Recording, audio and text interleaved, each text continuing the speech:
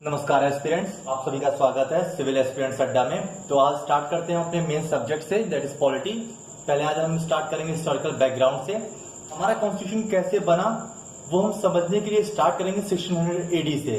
आपको पता है हमारा हिस्ट्री डिवाइड है ancient history, medieval history and modern history में।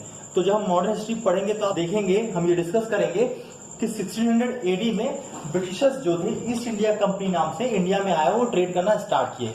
तो आप बोर्ड पे देख पा रहे होंगे स्क्रीन पे कि 1600 एडी है एंड उसके बाद मैंने एक एरो से एक फ्लो चार्ट बनाया है। तो पहले हम एक क्विक रिवीजन कर लेते हैं, इन ईयर्स को याद करते हैं ऐसे कैसे। मेरे साथ आप लोग स्टार्ट रहिए। आप लोग से मैंने कहा था नोट्स बनाना बहुत इंपॉर्टेंट है, तो हर कोई पेन ले ले, एक अपनी नोट्स ले ले, पॉलिटी की एक सेपरेट नोट्स बनाए, एक पेन रखे एंड ऐसे ही जैसे मैंने बनाया वैसे ही आप ये कॉपी कर लें। तो 1680 देन कम 1757 एडी, 1757 एडी जो कि क्या था, बैटल ऑफ प्लासी हुआ था। उसके बाद 1761 AD third battle of Panipat. उसके बाद 1764 AD battle of Buxar. 1765 treaty of Allahabad. उसके बाद स्टार्ट होता है हमारा कंपनी रूल, जिसमें 4 इंपॉर्टेंट रूल है। 1773 जिसका नाम है रेगुलेटिंग एक्ट, 1784 जिसका नाम है पिट्स इंडिया एक्ट, 1833 जिसका नाम है charter act and next is also 1853 charter act ही है।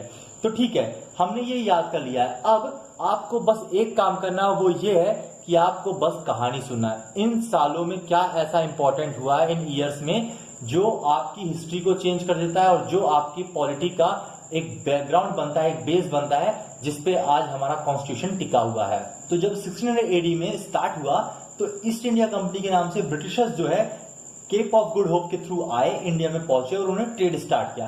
ट्रेड करते करते ही अपनी प्रॉफिट मैक्सिमाइजेशन के लिए, अपने इंडस्ट्री को मैक्सिमाइज करने के लिए कहीं किसी बैटल में इन्वॉल्व हुए, कुछ पॉलिटिक्स में इन्वॉल्व हुए, कुछ उन्हें इन्वॉल्व होना पड़ा और कुछ वो जानबूझ के इन्वॉल्व होने स्टार्ट कर दिया ताकि उनका प्रॉफिट बढ़ता जाए, उनका ट्रेड बढ़ता जाए।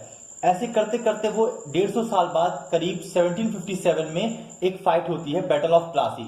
उसके बाद 1761 एडी में एक फाइट होती है, थर्ड बैटल ऑफ पानीपत, जिसमें क्या होता है, अहमद शाह अब्दाली मराठाओं को हरा देता है। मराठा उस समय सबसे ज्यादा स्ट्रांग इमर्जिंग पावर थे, उनको हरा देता है। ये जितने भी ईयर्स हैं, हम मॉडर्न हिस्ट्री जब पढ़ेंगे तो इनको डिस्कस करेंगे डिटेल में। अभी सिर्फ आप बैकग्राउंड के लिए समझ जाइए कि कैसे कैसे step by step east India company ने ट्रेड के नाम से प्रॉफिट मैक्सिमाइजेशन के लिए धीरे धीरे इंडियन पॉलिटिकल सिस्टम में अपने पैर जमाया और धीरे धीरे वो एक ट्रेडिंग कंपनी से एक रूलिंग कंपनी तक कैसे पहुंचा। तो 1761 में थर्ड बैटल ऑफ पानीपत में जब मराठा हार जाते हैं, उसके बाद होता है 1764 एडी में battle of Buxar. Battle of Buxar में क्या होता है, ब्रिटिश से लड़ती है दिल्ली सल्तनत प्लस बिहार प्लस बंगाल और अवध के नवाब, एक मिक्स आर्मी लड़ती है ब्रिटिश से। जहां जीतता कौन है, ब्रिटिश। तो उसके बाद क्या होता है, जब ये लोग हार जाते हैं तो इनको एक ट्रीटी करनी पड़ती है, that is known as treaty of Allahabad 1765 AD में।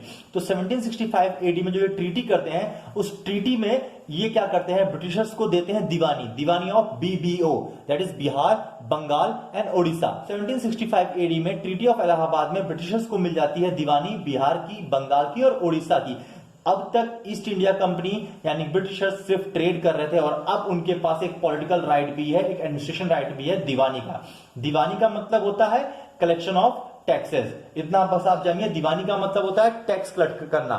तो अब आपने देख लिया कि आपका एक बेस बन गया। 1600 एडी में जो एक कंपनी आई थी ईस्ट इंडिया कंपनी, जो अब तक ट्रेड कर रही थी, वो 1765 तक आते आते वो 3 सबसे बड़े प्रोविंसेस के दीवानी राइट्स पा चुकी थी। बिहार, बंगाल एंड ओडिशा सबसे प्रॉस्पेरस रीजन्स थे, प्रोविंसेस थे, तब के सारे ट्रेड और minerals, resources and even fertile lands, reverse, labour, climate, सब कुछ इतना अच्छा था बिहार, बंगाल, उड़ीसा का, जो अब ब्रिटिशर्स के हाथ उनकी दीवानी आ गई है।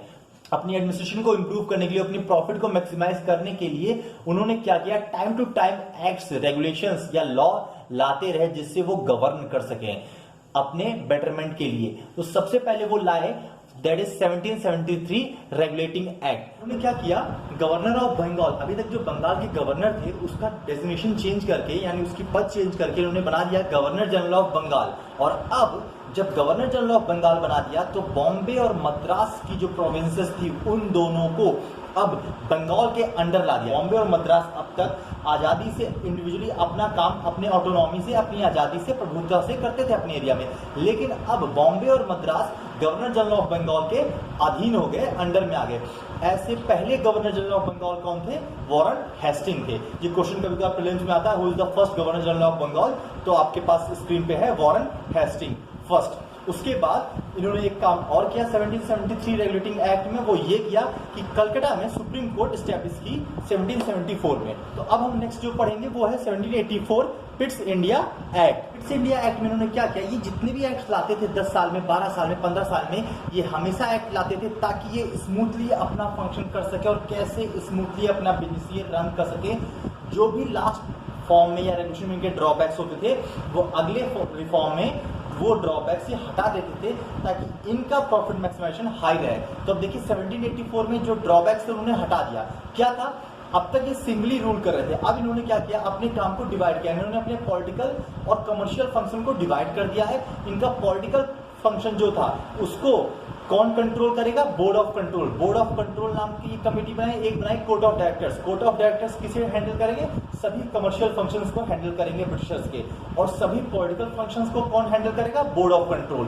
तो 1784 में इन्होंने क्या किया, पिट्स इंडिया एक्ट के अंतर्गत इन्होंने पहली बार एक स्टैब्लिश किया सिस्टम डबल गवर्नमेंट का, जिसका कमर्शियल फंक्शन हैंडल करेगा कोर्ट ऑफ डायरेक्शन और पॉलिटिकल फंक्शन हैंडल करेगा बोर्ड ऑफ कंट्रोल।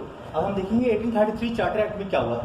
हमारा गवर्नर जनरल ऑफ बंगाल जो थे, अब उनका डेजिग्नेशन फिर से चेंज किया गया। आप देखिए एक चीज तो आपके लिए एक शॉर्ट ट्रिक में बनाई है कि 1773 में भी गवर्नर की डेजिग्नेशन चेंज की थी और 1833 में भी, यानी कि 3 ही एक ऐसा नंबर है जो गवर्नर के लिए सूट नहीं कर रहा है। तो 1733 में क्या हुआ था, गवर्नर ऑफ बंगाल को गवर्नर जनरल ऑफ बंगाल बना दिया था। और अब 1833 में क्या किया गया, गवर्नर जनरल ऑफ बंगाल को गवर्नर जनरल ऑफ इंडिया बना दिया गया। और ऐसे पहले कौन थे जिनको गवर्नर जनरल ऑफ इंडिया बनाया गया था? वो थे विलियम बेंटिक। तो ये क्वेश्चन भी आ सकता है। और क्या हुआ, अब तक जो भी लॉस बनते थे, आप देख रहे होंगे स्क्रीन पे, लॉस के बाद मैंने फ्लो चार्ट बनाया, रेगुलेशन इनटू एक्ट कर दिया है। तो अब से पहले जितने भी लॉ बनते थे, कानून बनते थे, उनको रेगुलेशन कहा जाता था। पर अब चार्टर एक्ट आने के बाद जितने भी कानून बनेंगे उनको एक्ट के नाम से जाना जाता था। एक काम और किया उन्होंने 1833 में, वो ये है, इन्होंने एक अटेम्प्ट किया, एक ट्राई किया था कि हम ओपन कंपटीशन स्टार्ट करेंगे आईसीएस के लिए, इंडियन सिविल सर्विसेज के लिए। जो अब आपका आईएएस हो गया, इंडियन एडमिनिस्ट्रेटिव सर्विसेज, तब ये इंडियन सिविल सर्विसेज था। और इन्होंने ट्राई किया था इंट्रोड्यूस करने के लिए कि हम ओपन कंपटीशन करेंगे ताकि इंडियंस भी चाहे तो आईसीएस कर लें। पर ये ऐसा हुआ नहीं। क्यों? क्योंकि कोर्ट ऑफ डायरेक्टर्स ने इसे अपोज कर दिया था। अब 1853 में क्या हुआ, चार्टर एक्ट में इन्होंने क्या किया, जो गवर्नर जनरल ऑफ इंडिया थे उसके लेजिस्लेटिव और एग्जीक्यूटिव काउंसिल को पहली बार के लिए अलग अलग कर दिया। अब लेजिस्लेटिव काउंसिल अलग है और एग्जीक्यूटिव काउंसिल अलग है। इन्होंने क्या किया, लेजिस्लेटिव काउंसिल में 6 नए मेंबर्स इंट्रोड्यूस किए गए, 6 न्यू मेंबर्स आए। और उनको क्या कहा जाने लगा, उनको कहा जाने लगा इंडियन लेजिस्लेटिव काउंसिल, जो वर्क कैसे करता था, एज अ मिनी पार्लियामेंट। जैसा कि ब्रिटिश पार्लियामेंट चला था, उस जैसा एक मिनी पार्लियामेंट इंट्रोड्यूस कर दिया गया इंडिया में भी, जिसका नाम दिया गया इंडियन सेंट्रल और इंडियन लेजिस्लेटिव काउंसिल, जिसमें 6 नए मेंबर इंट्रोड्यूस किए गए। उस 6 में से जो 4 थे वो कहां से थे, बम से। देखिए मैंने एक शॉर्ट कोड आपके लिए बनाया, बम क्या है, बॉम्बे, आगरा, मद्रास और बंगाल प्रेसिडेंसी को रिप्रेजेंटेशन दिया गया। तो 6 नए मेंबर्स में से 4 यहां से थे, कहां से, बॉम्बे, आगरा, मद्रास और बंगाल से। और इसमें एक सबसे इंपॉर्टेंट जो मैंने दिया है वो हैशटैग डाल के दिया है, मैकले कमेटी। हमने बात किया था कि 1833 में क्या हुआ, इन्होंने एक बार ट्राई किया था कि इंडियन सिविल सर्विसेज के लिए हम ओपन कॉम्पिटिशन स्टार्ट करें, बट कोर्ट ऑफ डायरेक्टर्स की अपोजिशन के बाद वो हो नहीं पाया और वो ट्राई या वो अटेम्प्ट फेल हो गया। तो इन्होंने क्या किया, 1853 में फाइनली मंजूरी दे दी कि हाँ ठीक है, इंडियन सिविल सर्विसेज का ओपन कंपटीशन होगा और इंडियंस को भी चांस मिलेगा कि वो पार्टिसिपेट करके अगर चाहे तो एग्जाम क्रैक करके आईसीएस बन सकते हैं। और उसके लिए इन्होंने क्या किया, परमिशन दिया। तो फिर 1854 में 1854 में मैकले नामक एक मैकले कमेटी आई, जो कि मैकले के चेयरमैनशिप के अंडर इंडियन सिविल सर्विसेज की प्रिपरेशन के लिए काम की। तो अब तक हमने देखा है 1773 regulating act, 1784 Pitt's India act, 1833 charter act and 1853 charter act. ये चारों जो है, इसके ऊपर मैंने लिखा है कंपनी रूल। ये कंपनी रूल इसलिए कहा जाता था क्योंकि अब तक ब्रिटिश गवर्नमेंट डायरेक्टली इन्वॉल्व नहीं थी अब तक। जो है ईस्ट इंडिया कंपनी इंडिया के ऊपर, इंडियन टेरिटरी के ऊपर अपना ट्रेड कर रही थी, उसको एडमिनिस्ट्रेशन कर रही थी, एंड वो ट्रेड कर रही थी अपनी क्वीन एलिजाबेथ के ऑर्डर पे। यानी कि ब्रिटिश गवर्नमेंट ने उसे परमिशन दिया था कि आप जाके ट्रेड कर सकते हो इंडिया में जैसा भी आपको सुटेबल हो। पर अभी तक रूल कौन कर रहा था? कंपनी। इसीलिए 1773 से 1853 तक माना जाता है कंपनी का रूल। इसके 4 साल बाद आपको पता है 1857 में फर्स्ट फ्रीडम स्ट्रगल हुआ था हमारा, जिसके बाद 1857 के बाद क्या हुआ? कंपनी रूल को हटा दिया गया, ब्रिटिश गवर्नमेंट डायरेक्टली रूल करने आई और उसको नाम दिया गया था गुड गवर्नेंस, जिसके बारे में हम अपने नेक्स्ट वीडियो में जरूर डिस्कस करेंगे। मैं चाहता हूं वीडियो शॉर्ट रहे ताकि आप आसानी से देखें, शॉर्ट नोट्स बनाएं और उसे रिवाइज करें ताकि तब का तब आपका प्रिपेयर हो जाए। आई होप आप सब लोग को समझ में आया होगा। मैंने फ्लो चार्ट से बना दिया है, अगर आप चाहें तो इसकी नोट्स बना सकते हैं। एंड अगर आपको चाहिए कि मैं आपको नोट्स भी प्रोवाइड करूं, तो अगर 50 लोग कमेंट करते हैं कि हमें नोट्स चाहिए, तो मैं पीडीएफ के थ्रू आपको नोट्स भी प्रोवाइड कर दूंगा। तो प्लीज जितना उसको उतना शेयर करें, सब्सक्राइब करें और अच्छा लगा तो लाइक करें। Thank you so much. Be safe, take care.